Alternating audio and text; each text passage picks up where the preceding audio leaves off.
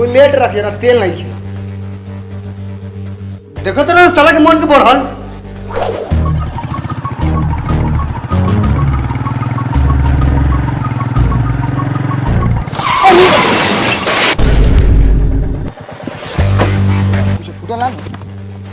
अरे साला ना लोग अरे साला हमारा नहीं खेलो तोरा ना लोग रे हमारा नहीं खेले बैठ साला बैठ तनको साला का गाड़ी छिला लोई ता साले तो चाबी से गांड छिलम गांड। रे का बेले रे काला लड़ा तारे सा ए हाय सर आनर लेकिन साला साइकिल चलावता बताओ तो हमरा बुलेट के ठोकर मार देल।